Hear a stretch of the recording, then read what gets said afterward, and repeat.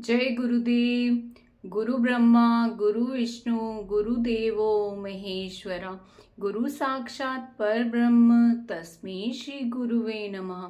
सर्वप्रथम मैं अपने गुरु जी के चरण स्पर्श करके आरंभ करती हूँ।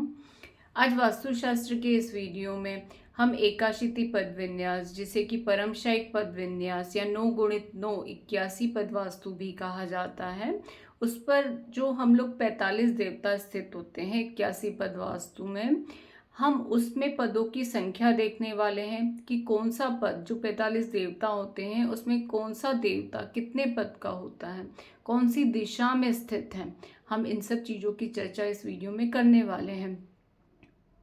और हमें यह हमें इसलिए भी जानकारी होनी चाहिए पद कौन से देवता किस दिशा में स्थित है, ताकि आपको आगे प्लानिंग करते समय आपको ये पता होना चाहिए कि कौन सा देवता किस दिशा में स्थित है। उसके अनुसार आप जब कमरे बनाते हैं, आप घर की प्लानिंग करते हैं, किसी भी जगह की प्लानिंग करते हैं, तो आपको ये पता होना चाहिए कि कौन सा देवता किस दिशा में स्थित है, वह किस प्रकार की ऊर्जा रखता है, ताकि वहाँ पर वह कमरा आप दे सके, वहाँ इजीली प्लानिंग आप कर सकें।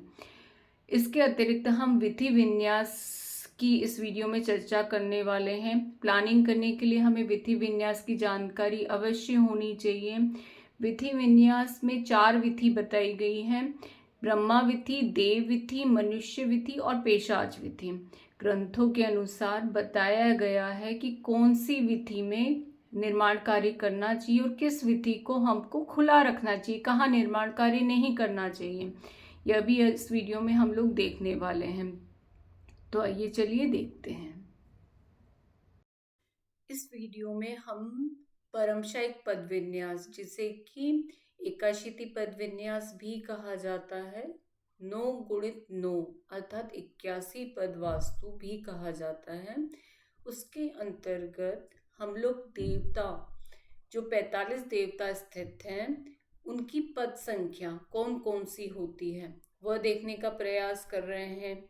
कौन सा देवता किस दिशा में स्थित है, उसकी वह कितने पदों में स्थित है वह देख रहे हैं। और साथ ही हम लोग इसमें उसके पूर्व हम लोग यह भी देखने का प्रयास कर रहे हैं कि जब हम प्लानिंग करते हैं तो यह जो देवता रहते हैं, जब हम प्लानिंग करते हैं तो हमें देवता की स्थिति का पता तो होना ही चाहिए, साथ में हमें विधि के बारे में भी पता होना चाहिए।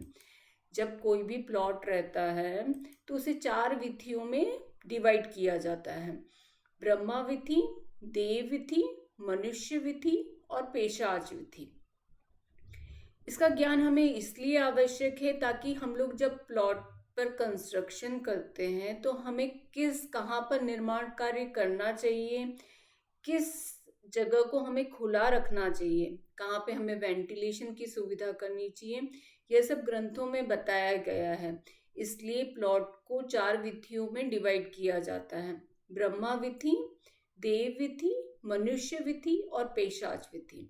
ग्रंथों में बताया गया है कि ब्रह्मा विधि जो होती है उसे खुला रखना चाहिए, उसमें प्रकाश एवं हवा की उचित व्यवस्था होनी चाहिए, ताकि जो बाकी के कमरे रहेंगे कंस्ट्रक्टेड एरिया में तो उन्हें उचित प्रकाश एवं हवा यहाँ से प्राप्त हो सके। इसके अतिरिक्त देव विधि और मनुष्य विधि, इन दोनों पर निर्माण कार्य किया जाता है। और जो पेशाच विधि होती है, जिसे कि आज की भाषा में अगर कहें तो MOS, मार्जिनल ओपन स्पेस कहा जाता है। अर्थात यहाँ पर जो ये पेशाच विधि होती है, ग्रंथों में ये कहा गया है कि पेशाच विधि को खुला रखना चाहिए। यहाँ पर व्हीकल अर्थात वाहन रखने की जगह, पार्किंग दी जा सकती है और मुख्य द्वार भी पेशाच विधि में ही दिया जाता है। यहाँ पर भी पेशाच विधि में प्रकाश एवं हवा की उचित व्यवस्था यहीं से होती है। पूरे घर में जो वेंटिलेशन होता है वह पेशाच विधि के कारण ही होता है, क्योंकि ये जो ओपन स्पेस रहती है, यदि इस पर निर्माण कार्य नहीं किया जाए तो जो भी हवा रहेगी, यह स्थान अगर खुला रहेगा तो यहाँ से प्रकाश एवं हवा पूरे घर को मिलती है।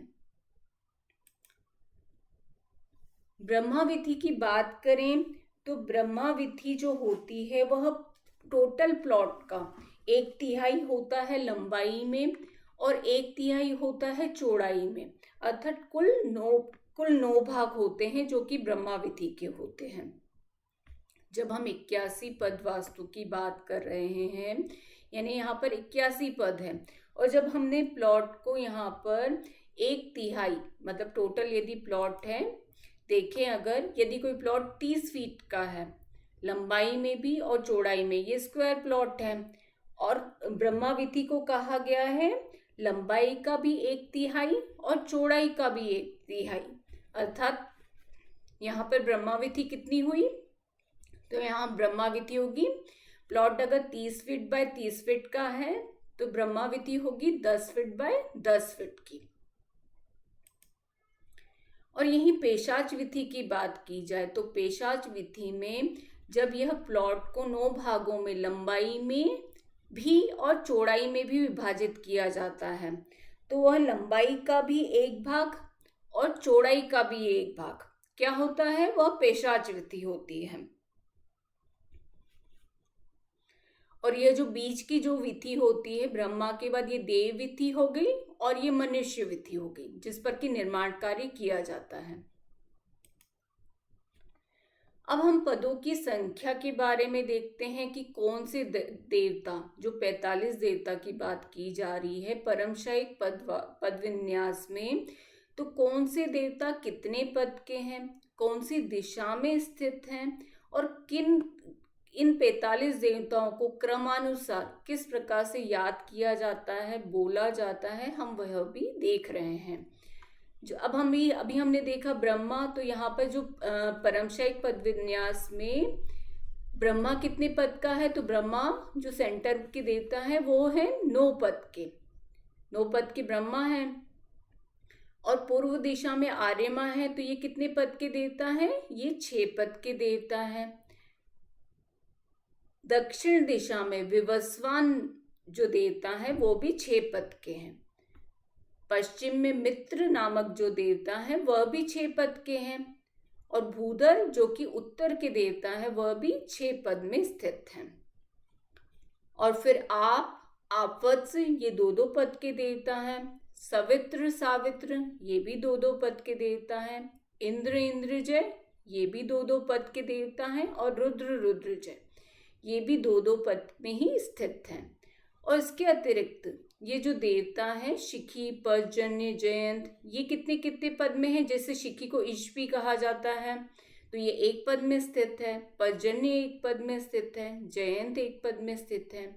ये कितने पद में स्थित है, ये 1-1 पद में स्थित है। कौन सी विधि है ये बाहर की पेशाच विधि है, जिसमें कि कुल कितने देवता हैं, 32 देवता हैं जो कि 1-1 पद में स्थित हैं। अब क्रमानुसार इन देवताओं को हम लोग बोलते हैं, ब्रह्मा, आर्यमा, विवस्वान, मित्र और भूधर। आपवत्स, सवित्र सावित्र, इंद्र इंद्रजय और रुद्र रुद्रजय। शिखी को आप ईश भी बोल सकते हैं, ईश, पर्जन्य, जयंत, महेंद्र, सूर्य, सत्य, बृहस्, अंतरिक्ष, अग्नि।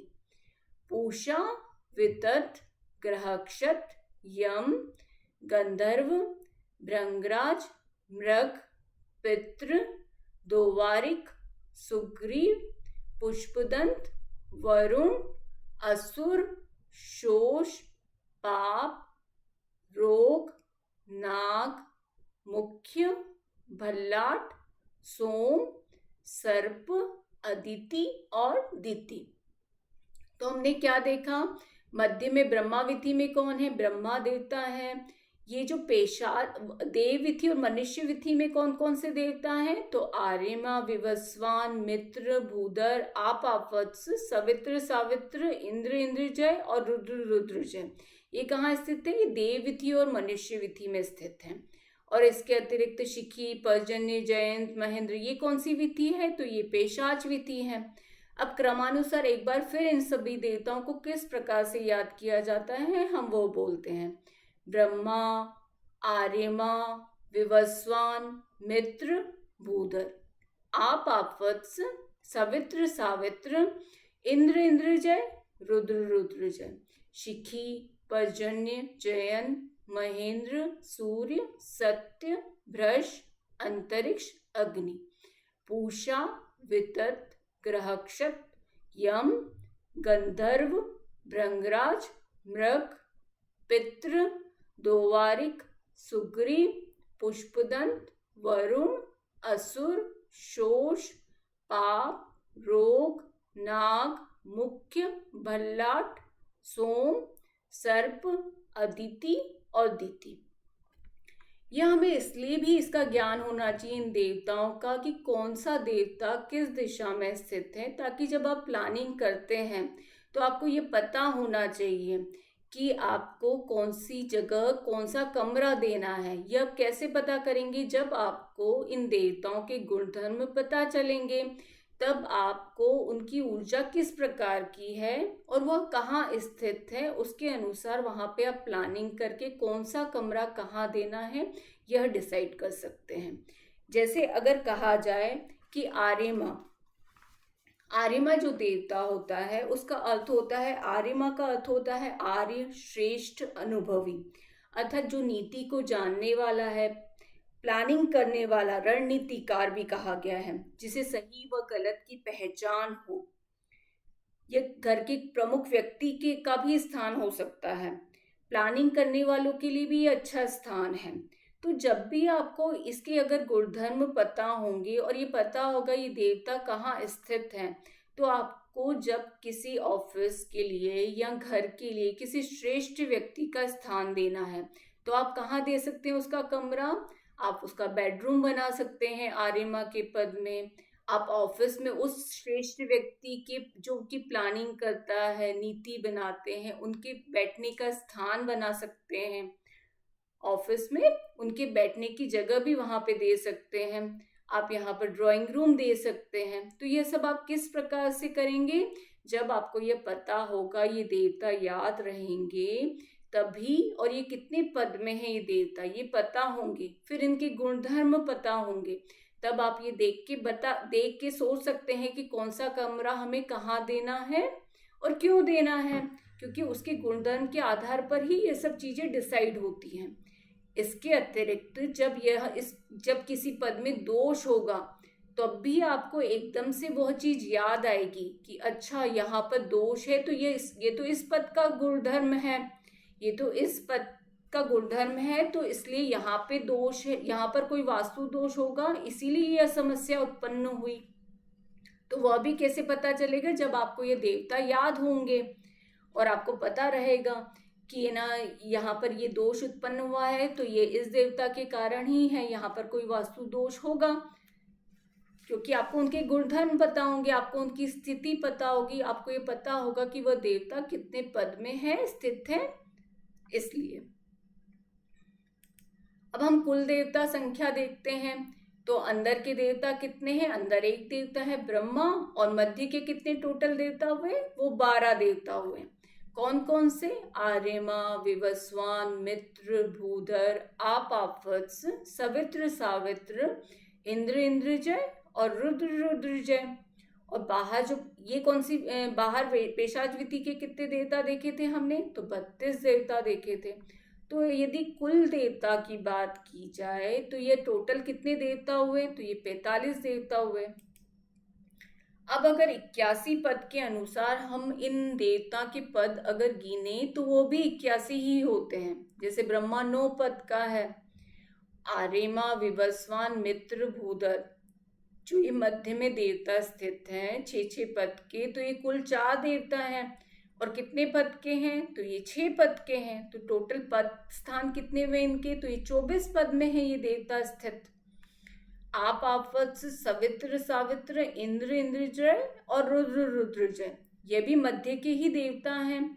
ये कितने देवता हैं? तो ये 8 देवता हैं। कितने कितने पदों में है? तो ये 2-2 पद में स्थित हैं। तो टोटल पद संख्या कितनी हुई जहां ये स्थित है? तो ये 16 पद में स्थित है ये देवता। इसी प्रकार से पेशाच विधि में 32 देवता स्थित हैं, जो कि एक एक पद के हैं। तो कुल कितने पदों में स्थित हैं वो? तो 32 पदों में स्थित हैं। अगर इन सब वो का टोटल किया जाए तो टोटल कितने पद होते हैं, तो 81 पद हैं, जिसमें कि कितने देवता स्थित हैं, तो 45 देवता स्थित हैं। इस प्रकार से इस वीडियो में हमने देखा, हमने 45 देवता देखे, हमने उनके नाम देखे, क्रम से हमने उनके नाम देखे, ब्रह्मा, आर्यमा, विवस्वान, मित्र, भूधर, आपवत्स, सवित्र, सावित्र, इंद्र, इंद्रजय, रुद्र, रुद्रजय, जिसमें से कि ब्रह्मा ब्रह्माविधि में है, आर्यमा, विवस्वान, मित्र, भूधर, आपवत्स, सवित्र, सावित्र, इंद्र, इंद्रजय और रुद्र, रुद्रजय, यह देव विधि और मनुष्य विधि के देवता हैं। इनमें हमने पदों की संख्या भी देखी। फिर पेशाच विधि में हमने क्रमशः नाम देखे देवताओं के, शिखी, पर्जन्य, जयन, महेंद्र, सूर्य, सत्य, बृहस्पति, अंतरिक्ष, अग्नि, पूषा, वितत, ग्रहक्षत, यम, गंधर्व, भृंगराज, मृग, पितृ, दोवारिक, सुग्रीव, पुष्पदंत, वरुण, असुर, शोष, रोग, नाग, मुख्य, भल्लाट, सोम, अदिति और दीति। इस प्रकार से हमने 45 देवता इस प्रकार से देखे कि किस प्रकार से याद भी किए जाते हैं। हमने विधि विन्यास में देखा कि प्लानिंग करते समय में विधि विन्यास की जानकारी होनी चाहिए। जो ब्रह्मा विधि होती है, 4 विधि बताई गई है, ब्रह्मा विधि, देव विधि, मनुष्य विधि और पेशाच विधि। ब्रह्मा विधि जो हमारे प्लॉट होता है उसकी कुल चौड़ाई का 1/3 भाग और कुल लंबाई का भी 1/3 भाग ब्रह्मा विधि होती है।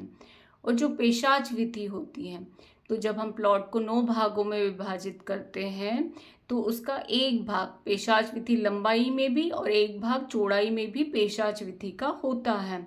इसके अतिरिक्त जो मध्य में होती है वो देव विधि और मनुष्य विधि कहलाती है।